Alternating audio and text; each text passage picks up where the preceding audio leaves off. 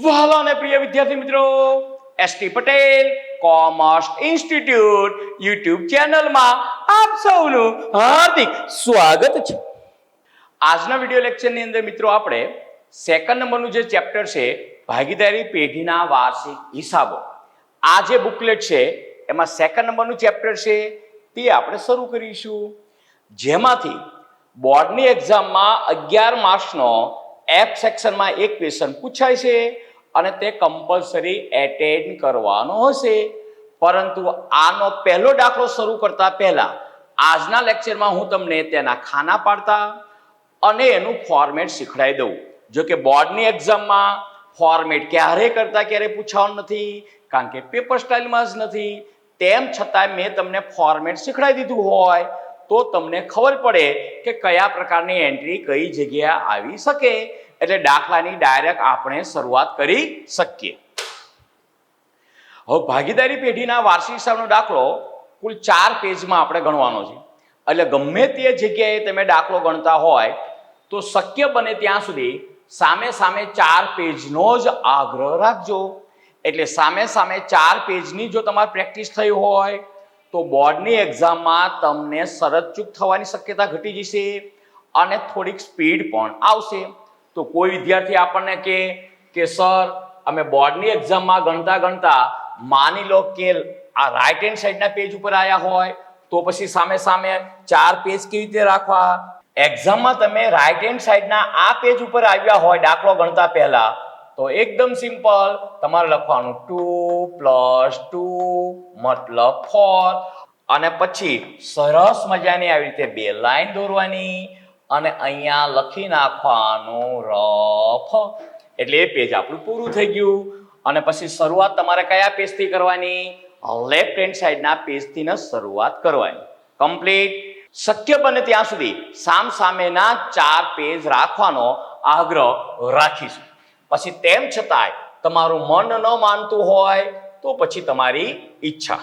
ચલો, અહીંયા હું સૌ પ્રથમ ચેપ્ટરનું નામ લખી નાખું. ઉપરની મેં લાઈન આપી કવરિંગ, આ પછી નીચેની લાઈન આપી, પછી આ બીજી લાઈન મેં આપી, પછી અહીંયા હું લખી નાખું આપણું ચેપ્ટર છે સેકન્ડ નંબરનું મતલબ 2 અને આનું નામ છે તો કે સર શું છે? ભાગીદારી પેઢીના વાર્ષિક, આ પણ વાર્ષિક શું હિસાબો. એને ઇંગ્લિશમાં લખાય final accounts of partnership firm.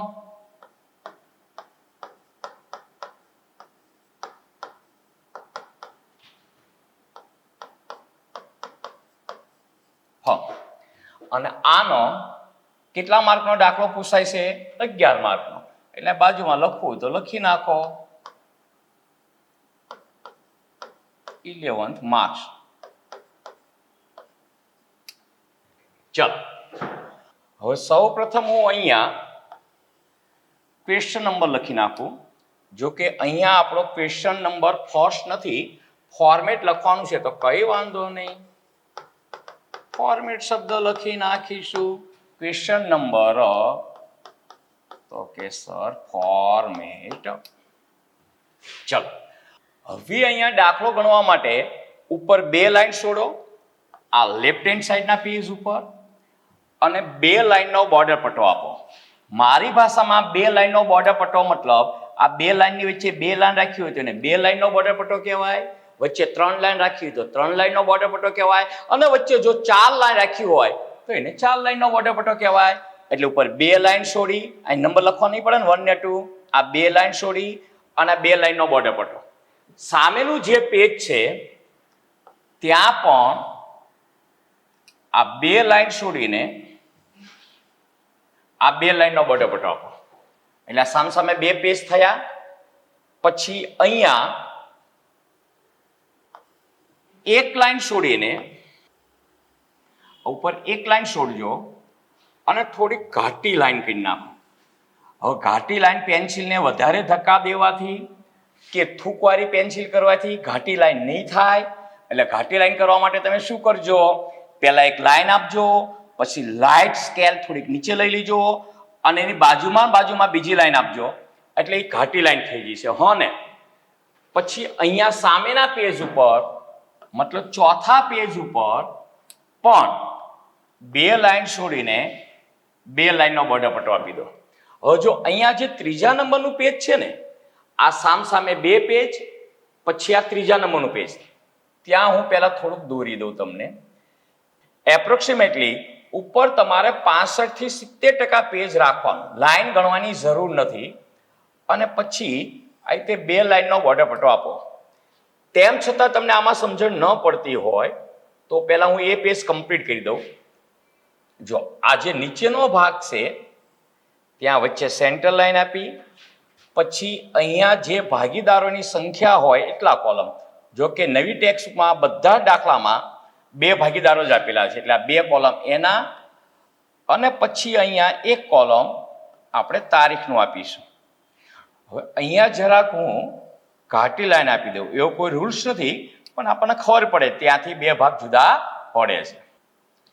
પછી અહીંયા આ રાઈટ હેન્ડની કવરિંગ લાઈન આપી દો અને પછી આ રીતે બે કોલમ આપી દો. એક જ મિનિટ હો, તમે સાથે સાથે ખાના પાડતા હશો, થોડીક વાર જોઈ લો. એટલે આ પ્રકારના ખાના થશે. તેમ છતાં હું લખીશ એટલે તમને આઈડિયા આવી જશે. અને અહીંયા આ વચ્ચે સેન્ટર લાઈન આપી દો, પછી આ ઉધાર રકમ લખવા માટેનું કોલમ આપી દો, પછી આ લેફ્ટ હેન્ડ સાઈડની કવરિંગ લાઈન આપી દો, આ રાઈટ હેન્ડ સાઈડની કવરિંગ લાઈન આપી દો, અને અહીંયા આ જમા રકમ માટેની લાઈન આપી દો. તેમ છતાં તમને અહીંયા ખબર ન પડી હોય તો હું લખી નાખું એટલે તમને આઈડિયા આવી જશે. આ આપણે લખવાનું છે અહીંયા.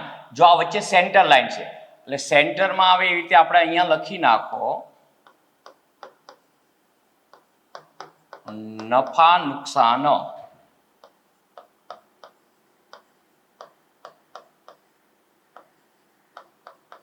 ફાળવણી ખાતું. અહીંયા ઉધાર લખી નાખવાનું છે, અહીંયા જમા લખી નાખવાનું છે. અહીંયા ઉપરનું હેડિંગ લખવાનું નથી, એ કેમ તેની જરૂરિયાત નથી, એની વાત આપણે આગળ કરીશું. પછી અહીંયા સેન્ટરમાં આપણે લખવાનું છે તો કે સર શું, તો કે ભાગીદારોના, હા પણ ભાગીદારોના શું, મૂડી ખાતા. ખાતું લખતા નહીં હો, ખાતા. આપણે બે કૂતરા પાડેલા હોય અને ખાતા ન હોય તો એવું કહે ખાતા નથી.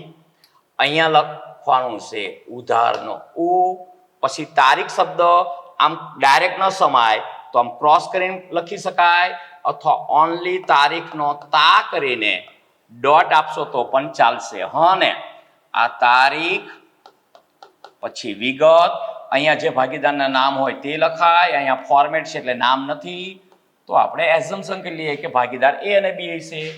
પછી આ આવશે તારીખ, પછી અહીંયા લખી નાખો વિગત, પછી આ ભાગીદાર એ, ભાગીદાર બી, અને જમવા બેસવાનો જ.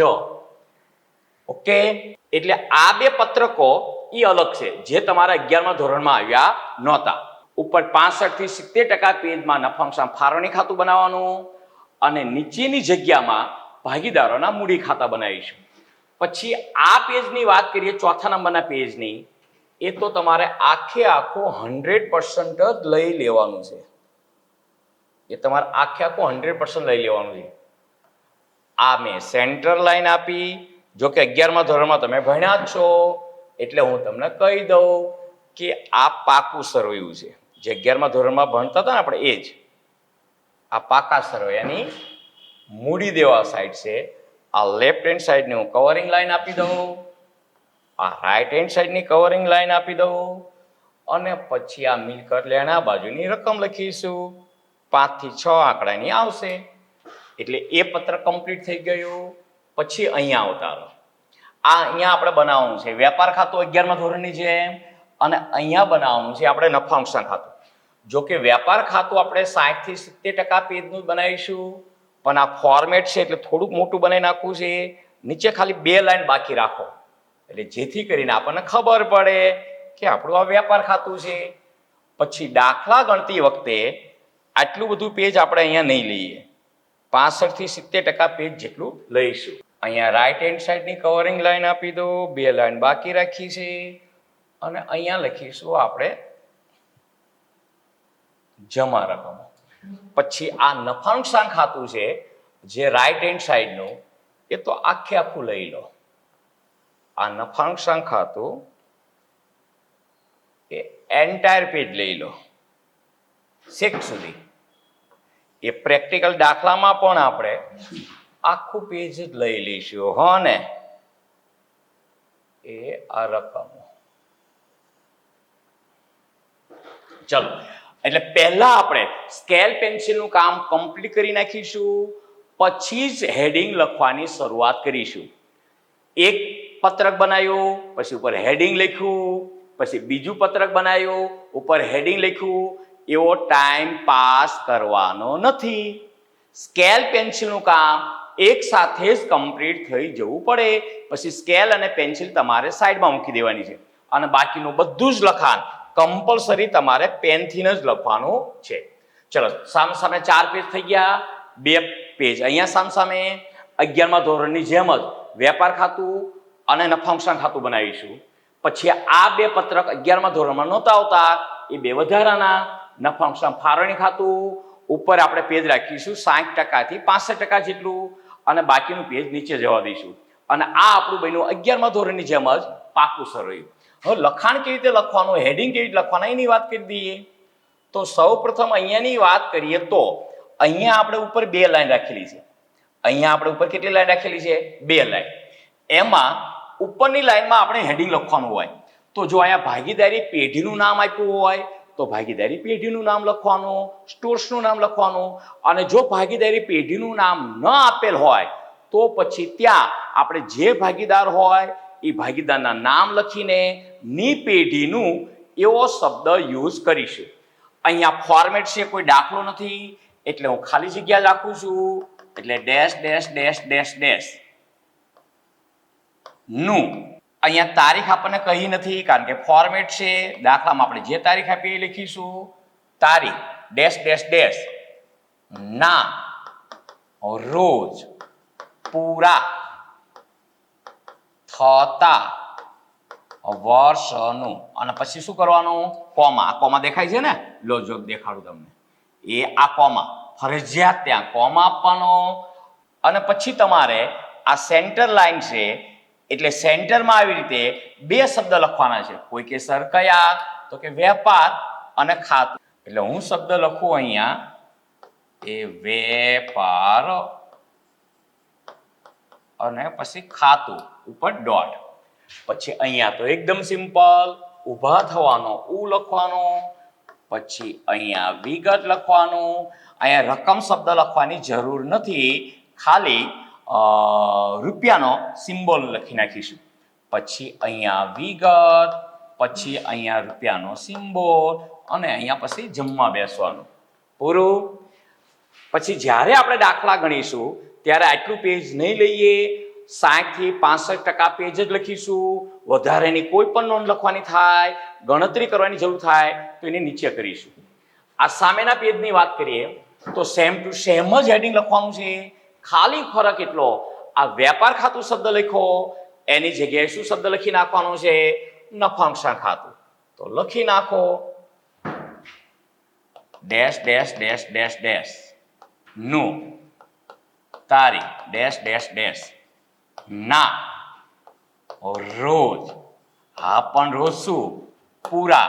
હા પણ પૂરા શું? થતા વર્ષનું. અને પછી કોમા. અને વચ્ચે સેન્ટરમાં શું લખી નાખશો? તો કે સર શું હોય? નફા નુકસાન ખાતું. અહીંયા લખી નાખો નફા નુકસાન ખાતું.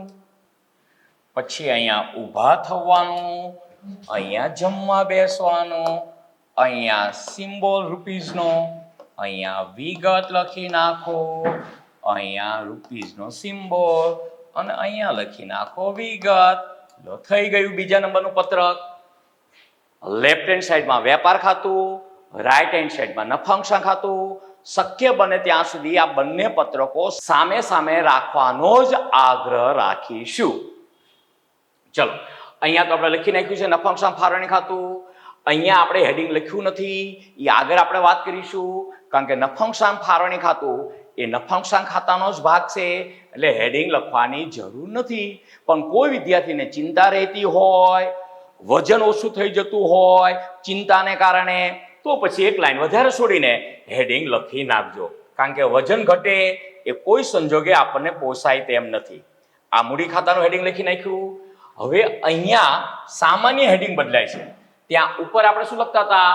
ના રોજ પૂરા થતા વર્ષનું. કારણ કે અહીંયા જે વિગતો લખાય એ આખા વર્ષ દરમિયાનનું કુલ વેચાણ, વર્ષ દરમિયાનની કુલ ખરીદી, વર્ષ દરમિયાનના કુલ ખર્ચા લખાય. જ્યારે પાકું સરળ્યું તે વર્ષના છેલ્લા દિવસનો મોબાઈલની ભાષામાં વાત કરીએ તો સ્ક્રીનશોટ છે. એટલે અહીંયા સામાન્ય ભાષા બદલાય છે. ના રોજ પૂરા થતા વર્ષનું એવું લખવાને બદલે ના રોજનું લખાય છે. એટલે અહીંયા dash dash dash dash dash નું તારીખ ડેશ ડેશ ડેશ ના અને પછી શું લખાય છે? રોજનું અને પછી કોમા. અને અહીંયા સેન્ટરમાં આપણે લખી નાખીએ પાકું સરવૈયું.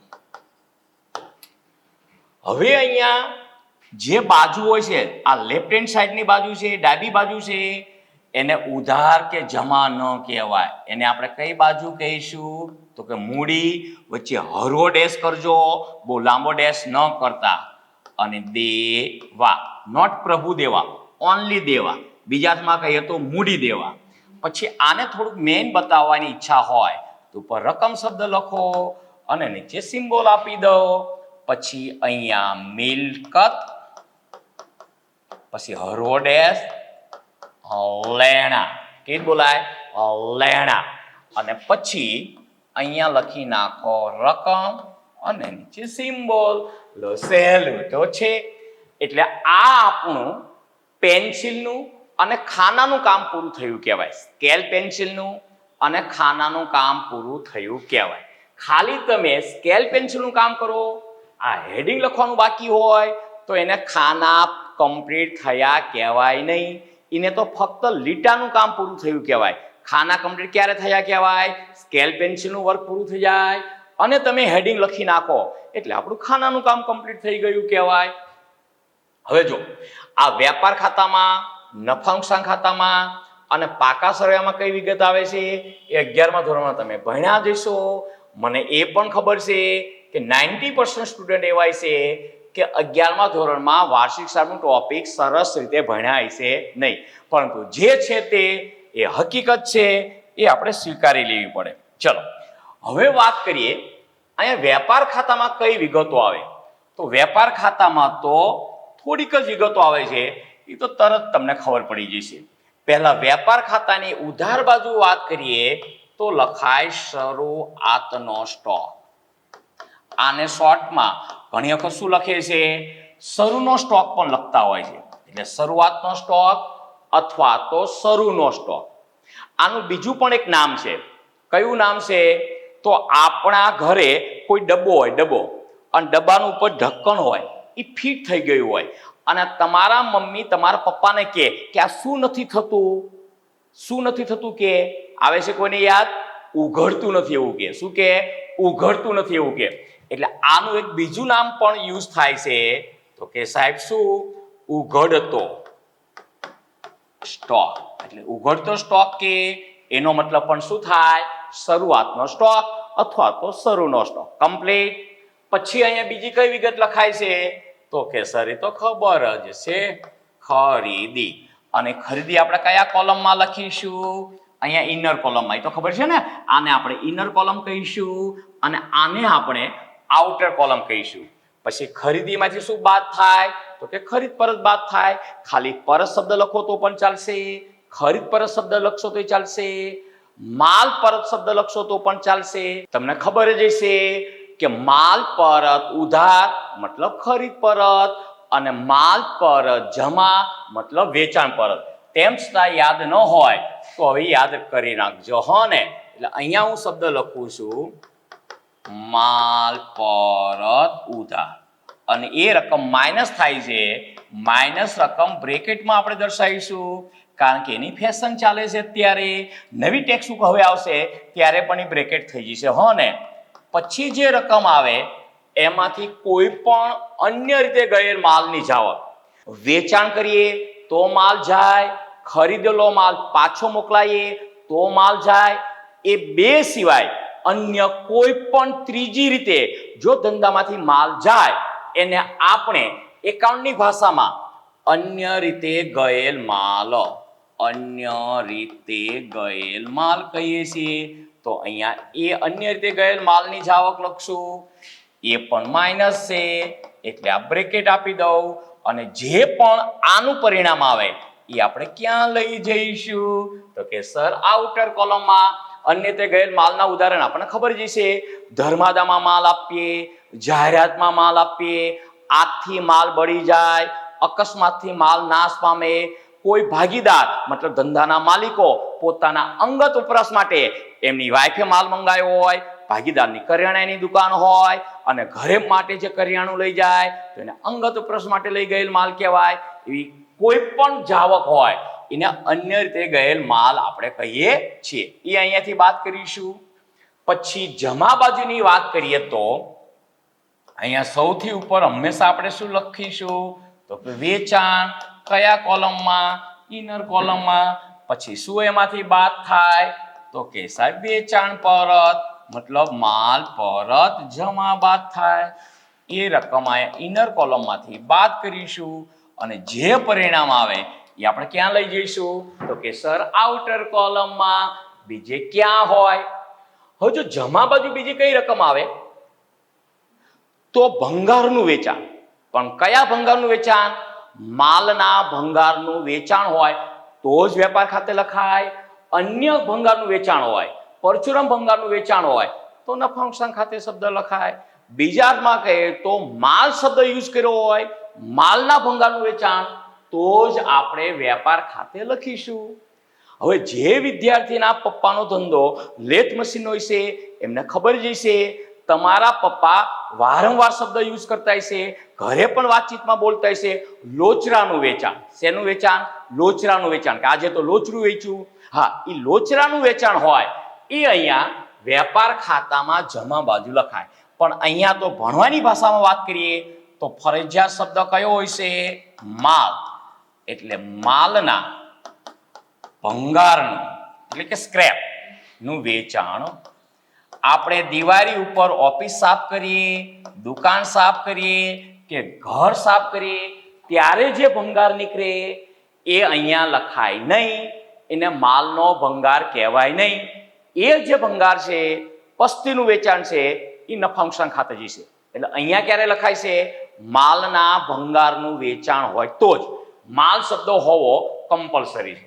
પછી તો અહીંયા કઈ એન્ટ્રી આવશે તો કે સર ત્યાં શરૂઆતનો સ્ટોક આવ્યો તો અહીંયા આવશે આખરનો સ્ટોક અથવા તો આખર માલનો સ્ટોક.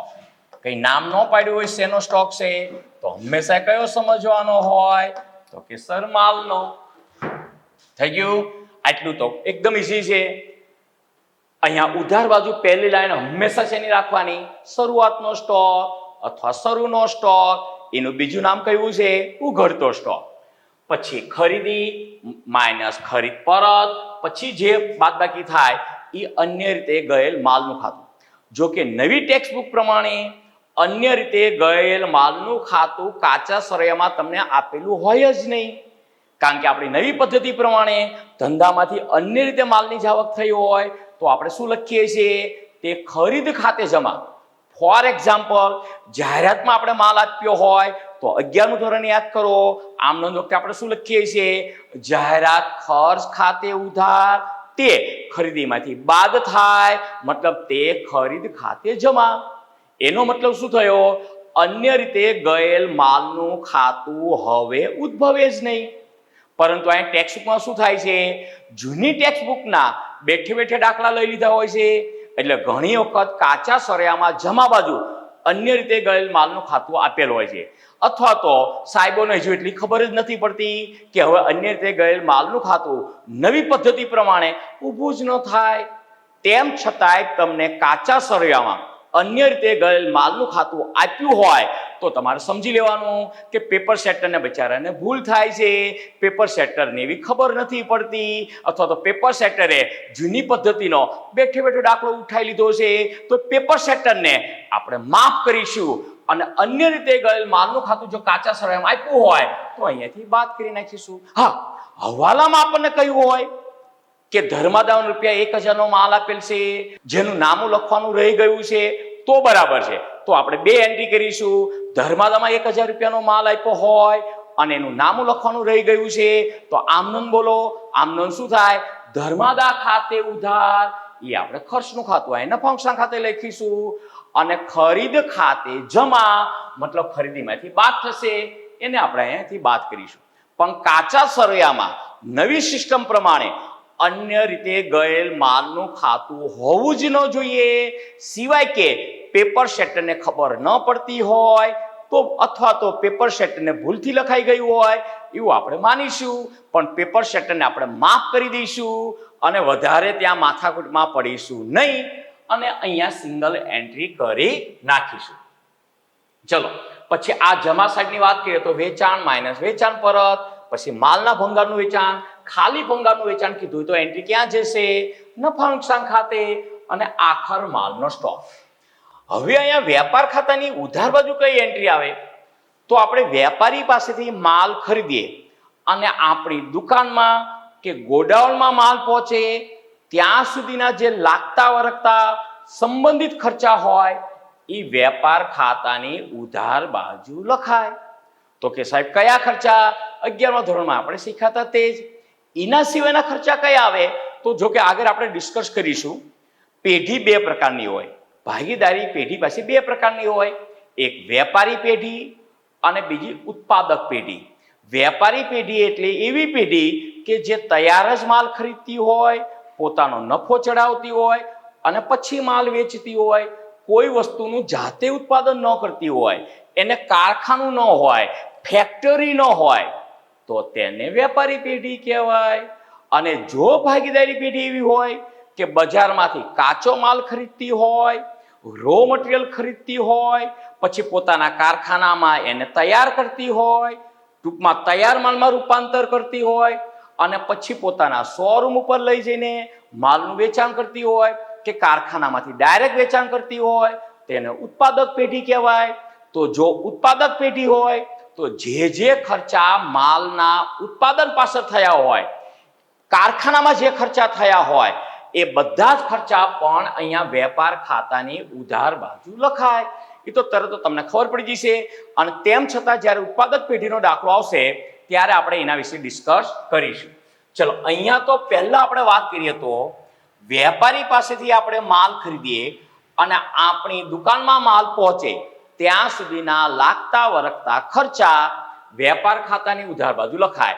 અને વધારે નામ છે નહીં, ખાલી નામ એવું લાગે તો ગોખવાના જ છે, અને એ નામમાં વધારે ડીપમાં જવાનું પણ નથી. તમને તો ખાલી એટલી ખબર પડવી પડે કે હા, આ ખર્ચ માલની ખરીદીનો ખર્ચ છે અથવા કારખાનામાં થતો ખર્ચ છે, એ વેપાર ખાતાની ઉધાર બાજુ લખાય. ચલો પહેલા લખીએ આપણે મજૂરી, અને મજૂરીનું બીજું નામ શું છે એ પણ યાદ રાખજો હો ને, વેતન. એક વખત એક્ઝામમાં વર્ડ યુઝ થયો તો વેતન, અને વિદ્યાર્થીને ખબર પડી નહોતી. એટલે જ્યારે મજૂરી શબ્દ આવે ત્યારે તરત જ બીજો શબ્દ એનો યાદ કરવાનો, વેતન. હવે કોઈ કહે સાહેબ મજૂરી એટલે શું? માની લો કે આપણી કરિયાણાની દુકાન હોય અને માર્કેટમાં આપણે ઘઉં ખરીદવા ગયા હોય, તો ઘઉં કંઈ જાતે આપણે થોડા ટેમ્પામાં ચડાવી શકવાના છીએ. ત્યાં જે મજૂર હોય એને આપણે કામ સોંપ્યું હોય, અને મજૂરને પણ બૈરા છોકરા હોય એટલે આપણે એને મજૂરી આપવી પડે કે ના આપવી પડે? આપવી જ પડે ને. તો એ મજૂરને જે મજૂરી આપણે આપી હોય એને મજૂરી કહેવાય. અથવા તો આપણે દુકાનમાં માલ ઉતારતી વખતે જે મજૂરને મજૂરી ચૂકવી હોય એ મજૂરી અથવા તો વેતન. પછી વાત કરીએ તો આવક, માલ, ગાડા ભાડું. આ ગાડા ભાડું જૂનો શબ્દ છે. અત્યારે ટેમ્પામાં માલ આવે તો પણ એને ગાડા ભાડું જ કહેવાય. આનું બીજું નામ એવું પણ લખી શકાય કે ખરીદ માલ ગાડા ભાડું.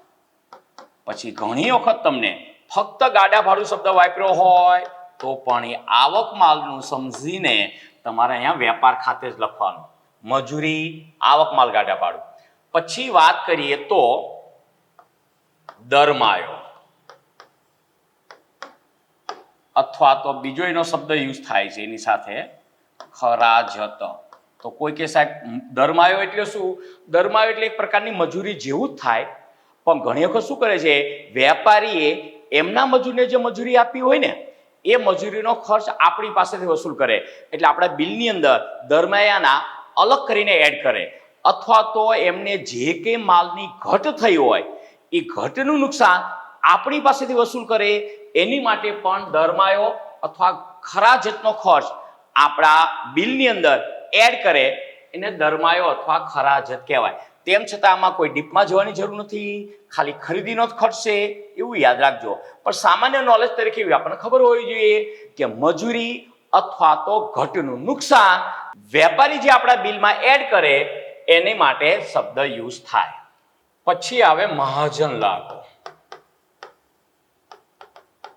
મહાજન મતલબ મુખી. એટલે ઘણી વખત માર્કેટની અંદર જે એનો મહાજન હોય એ આપણી પાસેથી લાભ વસૂલ કરે, મતલબ ટેક્સ વસૂલ કરે, એ મહાજન લાગો. પછી તોલા, એ તો બધાને ખબર હોય, માલને તોલવાનો ખર્ચ જે થયો હોય તે.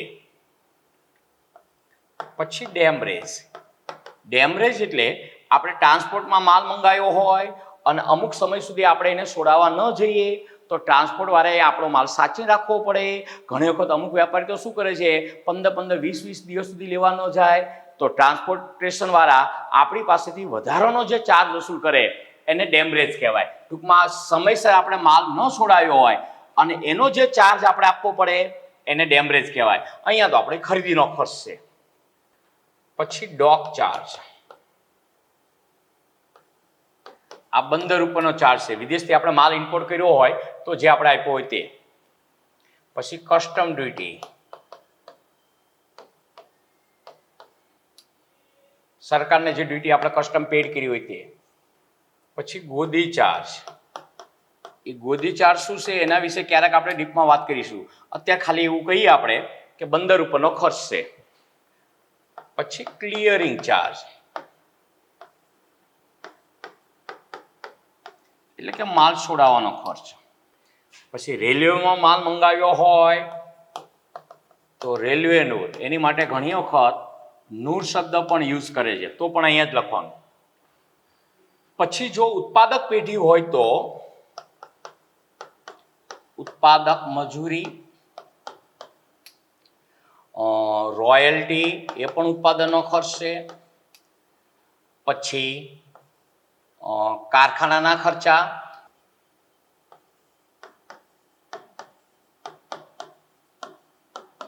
કારખાનાના મકાનનો ઘસારો, કારખાનાના મકાનનો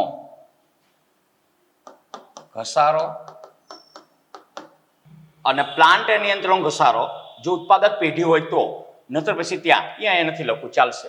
બસ આટલા ખર્ચના નામ તમારે પાક્કા યાદ રાખી દેવાના છે. આના સિવાયનો કોઈ પણ ખર્ચ હોય તો ક્યાં લખાય છે? નફા નુકસાન ખાતે. વેપાર ખાતાના ખર્ચા દાખલાની અંદર તો 3 થી 4 જ આવશે, પણ આ પાક્કા કરવા માટે મેં વધારે લખ્યા છે, એટલા બધા નહીં આવે.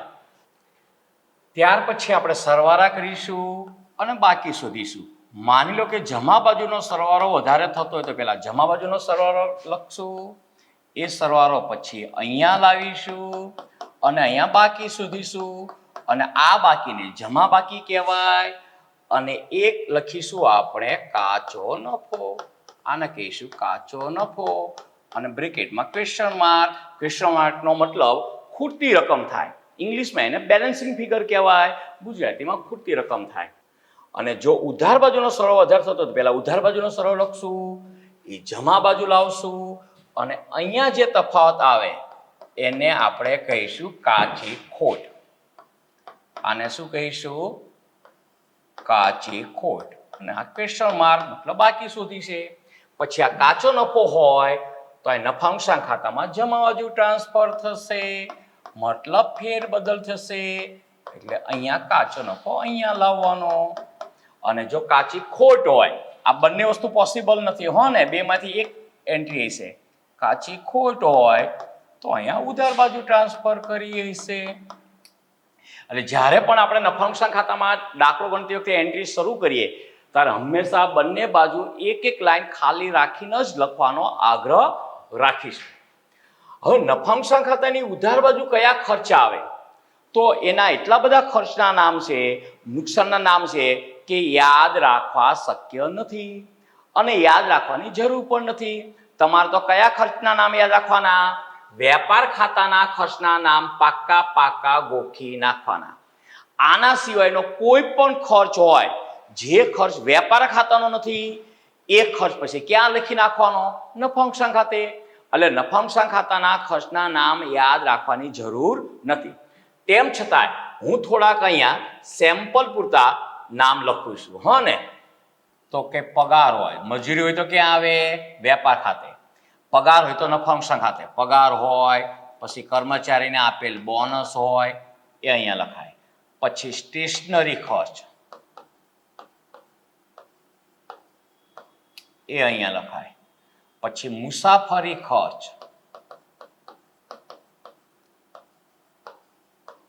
એ અહીંયા લખાય. પછી ઓડિટ ફી હોય, પછી કાનૂની ખર્ચ હોય એટલે વકીલના ખર્ચા, દસ્તાવેજના ને બધા ખર્ચા. વીજળી ખર્ચ હોય, કારખાનાનો વીજળી ખર્ચ નહીં હો, ઓફિસનો. પછી ખાસ ધ્યાન રાખશું, વેપાર ખર્ચ એટલે વેપાર ખાતે એવું નહીં. વેપાર ખર્ચ મતલબ વહીવટી ખર્ચ, અને અહીંયા નફા નુકસાન ખાતે લખાય વહીવટી ખર્ચ અથવા તો ખર્ચા. એવરેજ વિદ્યાર્થી ખાસ ધ્યાન રાખજો, વેપાર ખર્ચ એટલે વેપાર ખાતે તેવું નહીં. પછી કરવેરા હોય, પછી બેંક ચાર્જીસ હોય અથવા તો બેંકનું કમિશન હોય. Bank charges, bank commission. પછી અહીંયા 11મા ધોરણની જેમ બે ફોર્મેટ આપણે યાદ રાખવાના છે, ખબર છે ને? એક ઘાલખાતનું ફોર્મેટ 4 એન્ટ્રીનું અને વટાવનું ફોર્મેટ, આપેલ વટાવનું ફોર્મેટ 3 એન્ટ્રીનું. એ હું અહીંયા લખી નાખું. જો આ ઘાલખાત, પછી ડોટ, પ્લસ ઘાલખાત, પ્લસ ઘાલખાત અનામત અને માઇનસ ઘાલખાત અનામત. પછી અહીંયા આપણે શું લખતા હતા? સૌથી ઉપર અને સૌથી નીચે કાચું સરવૈયું અથવા તો જૂની, અને વચ્ચે બે હવાલાની અથવા તો નવી લખાય. અહીંયા ઘાલખાત કાચા સરવૈયાની લખીશું ઇનર કોલમમાં, પછી ઘાલખાત હવાલાની લખીશું, પછી ઘાલખાત અનામત હવાલાની લખીશું, અને એમાંથી કાચા સરવૈયાની ઘાલખાત અનામત બાદ કરશું એટલે એનું બ્રેકેટ આપું છું. અને આનું જે કંઈ પરિણામ આવે એને આપણે આઉટર કોલમમાં લખીશું. પછી આવતું હતું વટાવનું ફોર્મેટ, વટાવ અથવા તો આપેલ વટાવ અથવા તો વટાવ કસર. એ વટાવ હવાલામાં ન હોય એટલે પાછળ લખવાની જરૂર નથી કે કાચા સરવૈયાનું છે. આપેલ વટાવ પ્લસ દેવાદાર વટાવ અનામત અથવા તો ઉધાર વટાવ ફંડ કઈ હવાલાની પ્લસ કરવાની, અને પછી દેવાદાર વટાવ અનામત જે કાચા સરવૈયામાં જમા બાજુ આપી હોય એ બાદ કરવાની, અને બાદ કરવાની એટલે અહીંયા બ્રેકેટ કરીને રકમ લખવાની, અને જે પણ પરિણામ આવે ફોર્મેટનું એ આઉટર કોલમમાં લઈ જવાનું. પછી હજુ ઘણી જગ્યા છે તો એક બે નામ લખી નાખો હો. મિલકતનો ઘસારો મતલબ ફર્નિચરનો ઘસારો હોય. પછી કોઈ પણ મિલકતનું વેચાણ કર્યું હોય એનું નુકસાન હોય એટલે કે મિલકત વેચાણનું નુકસાન. કોઈ કે સાહેબ ઉત્પાદક પેઢી હોય અને કારખાનાનું યંત્ર વેચવું હોય તો પણ એનો ઘસારો, કારખાનાના યંત્રોનો ઘસારો, કારખાનાના પ્લાન્ટ યંત્રોનો ઘસારો એ વેપાર ખાતે જશે. પણ કારખાનાની મિલકતનું નુકસાન, કારખાનાની મિલકત વેચાણનું નુકસાન એ અહીંયા જ લખાય છે એટલે હું લખી જ નાખું હો ને. તો કે સર શું? તો કે કારખાનાની મિલકત. હા પણ શું? તો કે સહિત. પછી ખાસ કરીને આપણે આવશે પ્રોવિડન્ટ ફંડમાં ફાળો. જો કે કોઈ પણ ફાળો હોય, તમને ગમે ત્યારે ફાળો કીધો હોય તો ધંધા માટે ફાળો મતલબ કોન્ટ્રીબ્યુશન, અને નફા નુકસાન ખાતાની ઉધાર બાજુ આવે. પછી અહીંયા લખી નાખું વ્યાજ હોય, પછી કમિશન હોય, પછી દલાલી હોય, ભાડું હોય, એ બધું વસ્તુ અહીંયા લખાય. હવે જમા બાજુની વાત કરીએ તો આપણને જે ઉપજો આવક થઈ હોય તે, એમાં પહેલા નામ મારે આપવું હોય તો ઘાલખાત પરત. પછી માલના ભંગારનું વેચાણ કીધું હોય તો વેપાર ખાતે, પણ ખાલી ભંગારનું વેચાણ કીધું હોય, ભંગારનું વેચાણ, તો અહીંયા નફા નુકસાન ખાતે લખાય છે. સેમ એવી રીતે પસ્તીનું વેચાણ હોય તો પણ અહીંયા નફા નુકસાન ખાતે લખાય છે. ત્યારબાદ વાત કરીએ તો લોનનું વ્યાજ, કોઈ પણ વ્યક્તિને આપણે લોન આપી હોય એનું વ્યાજ, તો લખો ને ધીરેન લોનનું વ્યાજ હોય. પછી રોકાણ કર્યું હોય ગમે તે જગ્યાએ તો રોકાણોનું વ્યાજ હોય. જો રોકાણ આપણે કોઈ કંપનીના શેરમાં કર્યું હોય તો એનું શું મળે આપણને? ડિવિડન્ડ હોય. આ ઘાલખાત પરત લખ્યું તો હું લખી નાખું વટાવ, અથવા તો શું કહેવાય? મળેલ વટાવ. ત્યારબાદ હવે નવી ટેક્સમાં આવતું નથી પણ તેમ છતાં લખી નાખો ને ઉમેદવારનું પ્રીમિયમ. આ ઉમેદવારનું પ્રીમિયમ શું છે એની વાત જ્યારે દાખલામાં આવશે ત્યારે કહીશું. અત્યારે ઉમેદવારનું પ્રીમિયમ આપણી આવક છે એટલું યાદ રાખો ખાલી, બાકી છોડો. ઉમેદવારનું પ્રીમિયમ. ત્યારબાદ મિલકત વેચાણનું નુકસાન છે તો અહીંયા લખી નાખો મિલકત વેચાણનો નફો. કોઈ કે સાહેબ કારખાનાની મિલકત વેચી હોય તો પણ એનો નફો તો અહીંયા જ લખાય. હા ને, એટલે અહીંયા લખી નાખું કારખાનાની મિલકત સહિત. કોઈ પૂછે કેવા હિત તો શું કહેવાય? સહિત. પછી વાત કરીએ તો જો વ્યાજ હોય, કમિશન હોય, પછી દલાલી, કોઈ પૂછે કેવી લાલી તો શું કહેવાય? દલાલી હોય. પછી ભાડું હોય. બસ આ બધી આવકો. હવે કોઈ વિદ્યાર્થીનો પ્રશ્ન હશે કે સર વ્યાજ, કમિશન, દલાલી, ભાડું તમે ઉધાર બાજુ પણ લખ્યું, વ્યાજ, કમિશન, દલાલી, ભાડું તમે જમા બાજુ પણ લખ્યું, તો અમારે ક્યાં લખવાનું? તો એકદમ સિમ્પલ.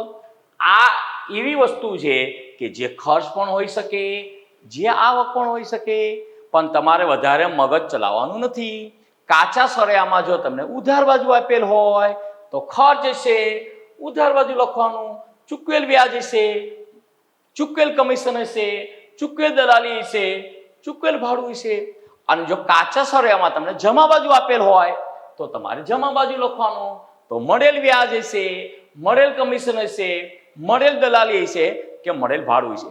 ટૂંકમાં જો તમને ઉધાર બાજુ આપ્યું હોય તો ઉધાર બાજુ લખવાનું, જમા બાજુ આપેલ હોય તો જમા બાજુ લખવાનું. અને પછી આના આપણે સરવાળા કરીશું. આના સરવાળા કરીશું. માની લો કે જમા બાજુનો સરવાળો વધારે થાય તો પહેલા જમા બાજુનો સરવાળો લખીશું, એ સરવાળો અહીંયા લાવીશું. પછી અહીંયા બાકી આવે એને જમા બાકી કહેવાય, અને એને શું નામ આપીશું?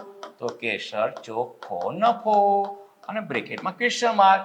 માની લો કે ઉધાર બાજુનો સરવાળો વધારે થાય તો પહેલા ઉધાર બાજુ સરવાળો કરશું, એ સરવાળો અહીંયા લખીશું, અને અહીંયા આપણને બાકી મળશે, અને એ બાકીને કહેવાય ચોખ્ખી ખોટ.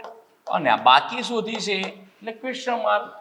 હવે જો ત્યાં ચોખ્ખો નફો આવ્યો હોય તો નફા નુકસાન ફાળવણી ખાતામાં જમા બાજુ ટ્રાન્સફર થશે, યાની કે ફેરબદલ થશે. આ ચોખ્ખો નફો આ જમા બાજુ લાવીશું, અને જો ચોખ્ખી ખોટ હોય તો પછી અહીંયા ઉધાર બાજુ ટ્રાન્સફર થાય. ચોખ્ખી ખોટ એટલે આપણે દાખલો ગણતી વખતે ફાળવણી ખાતામાં બંને બાજુ એક એક લાઈન ખાલી રાખીને જ લખવાનો આગ્રહ રાખીશું. બંનેમાં, નફાંશ ફાળવણી ખાતામાં અને નફાંશ ખાતામાં. ચલો હવે આ નફાંશ ફાળવણી ખાતાનું પત્રક અને ભાગીદાર મૂડી ખાતાનું પત્રક એ 11મા ધોરણમાં આપણે આવતા નહોતા. જો કે આમાં 2-4 એન્ટ્રી જ આવે છે, વધારે એન્ટ્રી પણ નથી આવતી હો ને. સૌ પ્રથમ ભાગીદારોની મૂડી જે કાચા સરૈયામાં તમને જમા બાજુ આપી છે એ અહીંયા લખવાની, બાકી આગળ લાવ્યા. રહેશે યાદ? કાચા સરૈયામાં જે જમા બાજુ મૂડી આપી હોય એ અહીંયા જમા બાજુ, બાકી આગળ લાવ્યા કરીને લખવાનું, અથવા શરૂઆતની બાકી કરીને પણ લખી શકાય. ત્યારબાદ ઉપાડની વાત કરીએ તો કાચા સરૈયામાં ઉધાર બાજુ જે ઉપાડનું ખાતું આપ્યું હોય એ ઉપાડ ખાતું બંધ કરીને અહીંયા ઉધાર બાજુ લખવાનું. થઈ ગઈ 2 એન્ટ્રી. અહીંયા મૂડી ખાતાની શરૂઆતની બાકી, બાકી આગળ લાવ્યા કરી લખવાનું. મૂડી ખાતામાં મૂડી ખાતે લખાય નહીં. એવરેજ વિદ્યાર્થી ખાસ ધ્યાન રાખજો, મૂડી ખાતે શબ્દ લખે છે, મૂડી ખાતે ન લખાય. મૂડી ખાતા જ છે તો એની બાકી, બાકી આગળ લાવ્યા કરી લખવાનું. અને ઉપાડ ખાતેની બાકી ઉધાર બાજુ ઉપાડ ખાતે કરીને લખવાનું. કમ્પ્લીટ. પછી મૂડી પર વ્યાજ અને ઉપાડ પર વ્યાજનો હવાલો. મૂડી ઉપર વ્યાજનો હવાલો અને ઉપાડ પર વ્યાજના હવાલાની એન્ટ્રી કઈ રીતે કરાય? તો મૂડીનું વ્યાજ મૂડીની નીચે લખવાનું, મૂડી પર વ્યાજ ખાતે, મૂડી પર વ્યાજ ખાતે. આ મૂડીનું વ્યાજ મૂડીની નીચે લખવાનું. આ ભાગીદાર માટે આવક ગણાય અને પેઢી માટે ખર્ચ ગણાય. એની બીજી એન્ટ્રી અહીંયા ક્રોસ કરાવવાની. અને શું લખવાનું? તો કે સર મૂડી પર વ્યાજ કોલમ અને જે ભાગીદારો માની લો એ અને બી, તો એ ભાગીદારનું વ્યાજ, બી ભાગીદારનું વ્યાજ અને સરવાળો ક્યાં લઈ જવાનો? આઉટર કોલમમાં. રહેશે યાદ? મૂડી ખાતાની શરૂઆતની બાકી, બાકી આગળ લાવ્યા. ઉપાડની બાકી ઉપાડ ખાતે કરી લખવાનું. મૂડીનું વ્યાજ મૂડીની નીચે, ઉપાડનું વ્યાજ ઉપાડની નીચે લખવાનું. એટલે અહીંયા લખાય છે ઉપાડ પર, હા પણ શું? વ્યાજ ખાતે. આ ઉપાડનું વ્યાજ ઉપાડની નીચે લખવાનું. અને પેઢી માટે આવક છે, બીજી એન્ટ્રી અહીંયા ક્રોસ કરાવવાની, ઉપાડ પર વ્યાજ અને પછી લખવાનું એ બી. આ એ નું ઇનર કોલમમાં વ્યાજ લખવાનું, બી નું ઇનર કોલમમાં લખવાનું અને સરવાળો આઉટર કોલમમાં લઈ જવાનો. થઈ ગઈ 4 એન્ટ્રી. ચલો ફરીથી આમાં ખાસ ધ્યાન રાખીશું. મૂડી ખાતાની બાકી જમા બાજુ, બાકી આગળ લાવ્યા, જમા બાકી જમા બાજુ જાય. ઉપાડ ખાતાની બાકી ઉધાર હોય, ઉધાર બાજુ ઉપાડ ખાતે કરી લખવાનું. મૂડીનું વ્યાજ મૂડીની નીચે, બીજી એન્ટ્રી ક્રોસ. ઉપાડનું વ્યાજ ઉપાડની નીચે, બીજી એન્ટ્રી ક્રોસ. ત્યારબાદ માની લો કે ભાગીદાર એને પગાર આપવાનો છે, તો અહીંયા લખાય છે પગાર ખાતે અને ફક્ત એને જ આપવાનો હોય તો એના કોલમમાં, બીના કોલમમાં ડેશ. પછી અહીંયા ફક્ત એનો જ પગાર લખવાનો હોય તો અહીં લખાય એના પગાર ખાતે અને રકમ ડાયરેક્ટ આઉટર કોલમમાં. માની લો કે ભાગીદાર બી ને કમિશન આપવાનું હોય તો અહીંયા લખાય કમિશન ખાતે, કમિશન ખાતે. અને ફક્ત બી ને જ આપવાનું હોય તો એમાં ડેશ, બી માં જે એની કમિશનની રકમ હોય તે. અને બીજી એન્ટ્રી અહીંયા લખાય ફક્ત બી નું જ કમિશન લખવાનું છે, લખાય બી ના કમિશન ખાતે. રેડી? કોઈ પણ ભાગીદારને પગાર આપવાનું હોય, બોનસ આપવાનું હોય, કમિશન આપવાનું હોય, મહેનતાણું આપવાનું હોય તો એ ભાગીદાર માટે આવક ગણાય. એટલે એના ખાતે જમા. આઈને ચૂકવાના બાકી છે તેનો હવાલો છે અને આ પેઢી માટે ખર્ચ છે તેનો હવાલો છે. તેમ છતાં એની વાત આપણે આગળ કરીશું. જો પેઢી દર વર્ષે સામાન્ય નાણાં ખાતે રકમ ટ્રાન્સફર કરતી હોય, મતલબ ફેરબદલ કરતી હોય તો અહીંયા લખાય સામાન્ય અનામત ખાતે. મકાન ખરીદવા માટે મકાન ફંડ બનાવતી હોય, મકાન ફંડ ઊભું કરતી હોય તો અહીંયા લખાય મકાન ફંડ ખાતે. પછી આ ખાતાના સરવાળા થશે. અહીંયા સરવાળો થાય. માની લો કે જમા બાજુનો સરવાળો વધારે થાય તો પહેલા અહીંયા જમા બાજુ લખવાનો, એ સરવાળો પછી અહીંયા ઉધાર બાજુ લાવવાનો અને જે અહીંયા બાકી આવે એને કહેવાય તો કે સર શું કહેવાય? તો આને કહેવાય વહેંચણી પાત્ર નફો. આ વહેંચણી પાત્ર નફો. અને એ અને બી ભાગીદાર વચ્ચે તે જે એમને નફા નુકસાનનું વહેંચણીનું પ્રમાણ નક્કી કર્યું હોય એ પ્રમાણે વહેંચી દેવાય. ઉધાર બાજુનો સરવાળો વધારે થતો હોય તો પહેલા ઉધાર બાજુ સરવાળો લખાય, સરવાળો અહીંયા લખાય. અને અહીંયા જે બાકી આવે એને ઉધાર બાકી કહેવાય. અને એ બાકીને ભાગીદાર વચ્ચે વહેંચતી વખતે અહીંયા નામ આપી દેવાનું વહેંચણી પાત્ર. હા પણ શું? ખોટ. અને બંને ભાગીદારને વહેંચાય. કોઈ ભાગીદાર એવું કે મારે નથી લેવી તો એ ન ચાલે. હા ને, કમ્પલસરી ખોટ પણ લેવી જ પડે. નફો લેવો છે અને ખોટ નથી લેવી એવું ચાલે નહીં. પછી આ વહેંચણી પાત્ર જે નફો હોય એ અહીંયા શિફ્ટ થાય, મતલબ ટ્રાન્સફર થાય.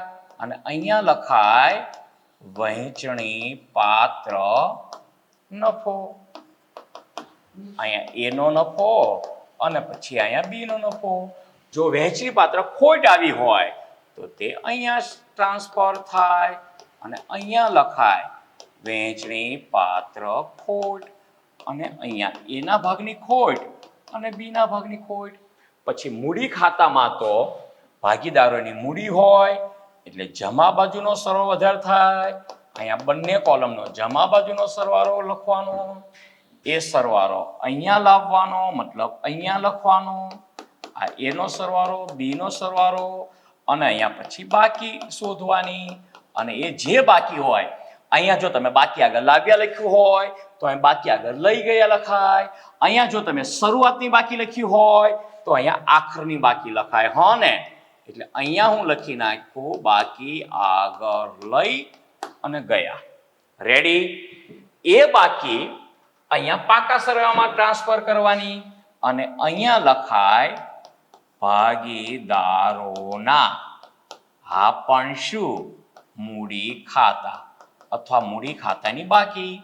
પછી અહીંયા એની, આ બીની, આ ઇનર કોલમમાં બંનેના મૂડી ખાતાની બાકી લખવાની. અને જે સરવાળો થાય એને આઉટર કોલમમાં લઈ જવાનું. પછી આ પાકા સરવાળો તો જેવી રીતે આપણે 11મા ધોરણમાં તૈયાર કરતા હતા સેમ એવી જ રીતે ટેક્સ્ટમાં આપણને વિભાગીકરણ કરીને આપ્યું છે બિન ચાલુ મિલકતો અને ચાલુ મિલકતો. પણ આપણે અહીંયા એની રિક્વાયરમેન્ટ નથી એટલે આપણે એ રીતે હેડિંગ આપતા નથી. તેમ છતાં શક્ય બને ત્યાં સુધી આપણે બિન ચાલુ મિલકતો ઉપરના ભાગમાં લખવાનો આગ્રહ રાખીશું અને ચાલુ મિલકતો નીચેના ભાગમાં લખવાનો આગ્રહ રાખીશું. આગ્રહ રાખીશું એટલે ખબર છે ને, શક્ય બને ત્યાં સુધી પ્રયત્ન કરીશું. બાકી જગ્યાનો પ્રશ્ન હોય કે ભૂલથી ઉપર નીચે લખાઈ જાય તો ચાલશે. હો ને? ચલો, મિલકત લેણા બાજુની વાત કરીએ તો મકાન હોય, પછી જમીન હોય, પછી ખાસ વાત કરીએ તો ફર્નિચર, ફિક્ચર્સ હોય, પછી પ્લાન્ટ અને યંત્રો હોય, પછી ડેડ સ્ટોક એટલે નાની નાની જે મિલકતો હોય તે, ત્રાજવા હોય, બાટ હોય, પંખો હોય, ચેર હોય, ટૂલ્સ હોય, એ બધાને ડેડ સ્ટોક કહેવાય. અને ડેમરેજ એટલે ખરીદીનો ખર્ચો, એ વેપાર ખાતા હોય. ખાસ ધ્યાન રાખજો, બંને નામ ભૂલવાડે એવા છે. ડે સ્ટોક એટલે પંખા હોય, એસી હોય, આ મોનિટર હોય, ત્રાજવા હોય, એ બધાને ડે સ્ટોક કહેવાય. અને ડેમરેજ એટલે ખરીદીનો ખર્ચ છે, એ ક્યાં લખાય? વેપાર ખાતાની ઉધાર બાજુ. પછી વાત કરીએ તો ઢોર ઢાંકર શબ્દ લખવાની જરૂર નથી, અહીંયા નથી આવતો એટલે. ત્યારબાદ પટ્ટે રાખેલી મિલકત હોય, પટ્ટે મતલબ ભાડા પટ્ટે હોય ને, લીઝ હોલ્ડ કહેવાય. એટલે આખું જ લખો ને, ભાડા પટ્ટે રાખેલ મિલકત હોય. પછી અદ્રશ્ય મિલકત હોય, એ તો 11મા ધોરણથી આપણે ગોખેલા નામ જ છે. કયા કયા? તો કે સર પાઘડી, પેટન્ટ્સ, કોપીરાઇટ અને ટ્રેડમાર્ક. પાઘડી હોય, પછી પેટન્ટ્સ હોય, પછી ટ્રેડમાર્ક હોય, પછી કોપીરાઇટ હોય,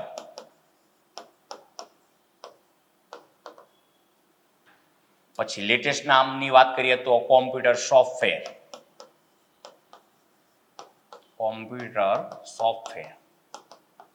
આ નવું નામ છે, અત્યારે આ વધારે ચાલે. કોમ્પ્યુટર સોફ્ટવેર એપ્લિકેશન જે આપણે હોય તે.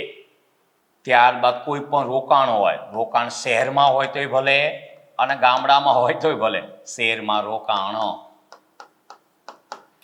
પછી મ્યુચ્યુઅલ ફંડ હોય પણ નથી લખવું ચાલશે, શેરમાં રોકાણ હોય, આવી ગયું. નર્મદાના બોન્ડ હોય,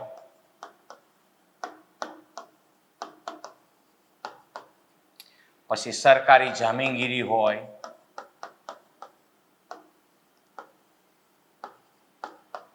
એટલે સિક્યુરિટી. પછી ઇન્દિરા વિકાસ પત્રો હોય, કિસાન વિકાસ પત્રો હોય, ઇન્દિરા વિકાસ પત્રો.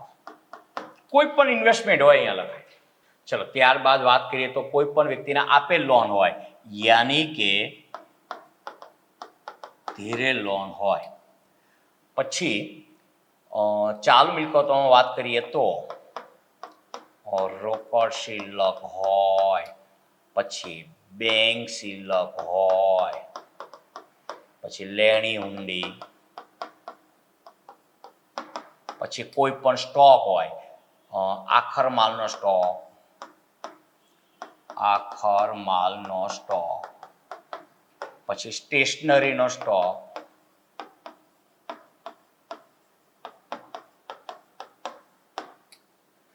પછી હાથ પર સ્ટેમ્પ હોય, પોસ્ટ ઓફિસે જેલા સ્ટેમ્પ મળે તે હાથ પર સ્ટેમ્પ, વર્ષાંતે જે સ્ટોક હોય તે, જાહેરાત સામગ્રીનો સ્ટોક હોય, જાહેરાત સામગ્રીનો સ્ટોક હોય. આ બધી વસ્તુ ત્યાં લખાય. પછી અહીંયા એક આપણે ફોર્મેટ પણ યાદ રાખવાનું છે. તે પહેલા હું પહેલી બે આવકો લખી નાખું. કઈ? કોઈ પણ ખર્ચ અગાઉથી ચૂકવેલો હોય તો આપણું લેણું કહેવાય, ચૂકવાનું બાકી હોય તો આપણું દેવું કહેવાય. કોઈ પણ આવક મળવાની બાકી હોય તો આપણું લેણું કહેવાય, આવક અગાઉથી મળેલી તો આપણું દેવું કહેવાય. એટલે અહીંયા હું લખી નાખું અગાઉથી ચૂકવેલ ખર્ચ. પછી મળવાની, હા પણ શું? બાકી આવક. પછી આ એક ફોર્મેટ આવશે દેવાદારોનું. પહેલા આપણે દેવાદારો લખીશું ઇનર કોલમમાં, પછી એમાંથી ઘાલખાત બાદ કરીશું હવાલાની, પછી જે પરિણામ આવે એ આપણે ઇનરમાં જ રાખીશું. ત્યારબાદ આપણે ઘાલખાત અનામત અથવા સકમન લેણેની જોગવાઈ અથવા ડૂબત નિધિ બાદ કરશું. પછી જે પરિણામ આવે એને પણ ઇનર કોલમમાં રાખીશું અને ત્યારબાદ દેવાદાર વટાવ અનામત એ બાદ કરીશું અને પછી જે પરિણામ આવે એને આપણે આઉટર કોલમમાં લઈ જઈશું. થઈ ગયું? તેમ છતાં તો તમને ખબર પડે દાખલો ગણતી વખતે કઈ એન્ટ્રી ક્યાં જાય, બાકી ફોર્મેટ આપણે ગોખવાનું નથી. ચલો ત્યારબાદ અહીંયાની વાત કરીએ તો કોઈ પણ અનામત હોય, ફોર એક્ઝામ્પલ સામાન્ય અનામત હોય, પછી આકસ્મિક અનામત હોય,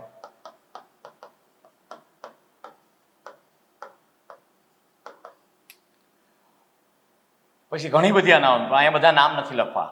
પછી કોઈ પણ લીધેલ લોન હોય, મિત્રની લોન હોય, પત્નીની લોન હોય, પછી ભાગીદારની લોન હોય,